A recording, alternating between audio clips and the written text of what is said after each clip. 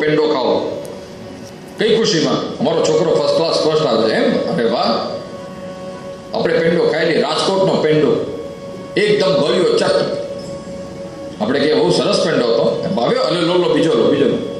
2-3 પેંડા ખાઈ જઈએ અને પછી તરત આપણને ચાનો કપ ધરે અને ચાની ચુસ્કી લઈએ તો ચા કેવી લાગશે? મોડી લાગશે. આપણે કે ચા ફીકી છે, વસ્તુ તો ચા ફીકી નથી, ચા તો મસાલેદાર છે. સરસ મજાનો મસાલો નાખ્યો છે, એલચી ને ફુદીનો ને અદરક ને. અમારા કલ્પનાબેન ચા લાવે એટલે ફર્સ્ટ ક્લાસ એકદમ.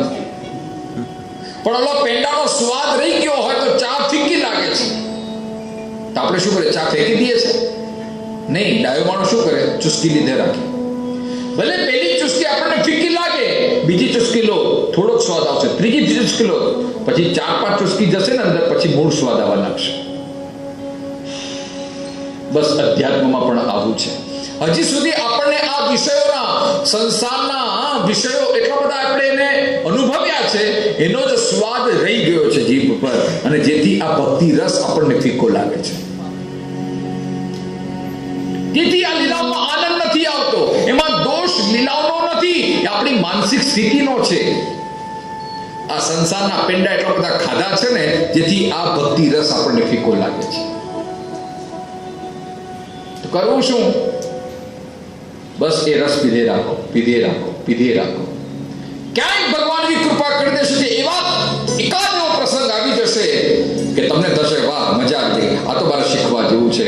બસ ત્યાંથી એ ભક્તિની યાત્રા તમારી શરૂ થઈ જશે, અને એક વખત કૃષ્ણ જ્યારે આંગળી પકડી લેશે, તમારો બેડો પાર થઈ જશે. તેથી સંતો કે વારંવાર સત્સંગ કરો, તેથી પ્રેમપુરીમાં આવવું, ગીતાબેનના ક્લાસમાં બેસવું, ગીતાનો પાઠ શીખવો.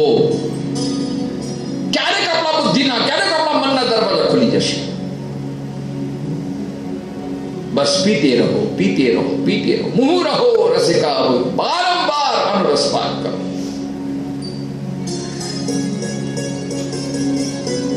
એક માણસ, એની યાદદાસ્ત ચાલી ગઈ, ભૂલી ગયો પોતે કયા ગામનો છે, શું છે. અચાનક યાદદાસ્ત ચાલી ગઈ, ખોવાઈ ગયો માણસ. કરવું શું?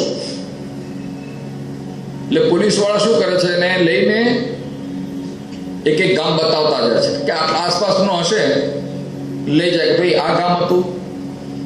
ઓલો બધે જુએ છે આજુબાજુ કે નહીં આ ગામ નથી. બીજે દિવસે બીજા ગામમાં લઈ ગયા, આ ગામ છે તમારું, આ છે. અને કઈ યાદ ના આવે.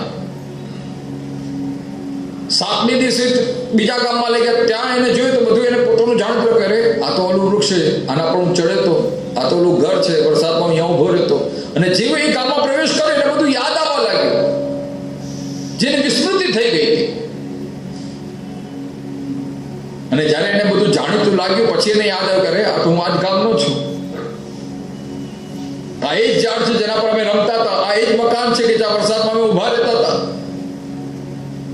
બસ સંતો કહે છે કે આ પ્રમાણે જ્યારે લગાતાર 7 દિવસ આપણે કથા સાંભળે છે, પહેલે દિવસે તો બીજે દિવસે, ત્રીજે દિવસે, ચોથે દિવસે, 5મે દિવસે, 7મે દિવસે પણ આપણને આપણી સાચી વિસ્મૃતિ, એ જે જ્ઞાન થઈ જાય, કરે હું તો આ ઈશ્વરનો જ છું, હું તો ખોટો સંસારમાં ભટકી રહ્યો હતો. કથા એટલા માટે સાંભળવાની છે.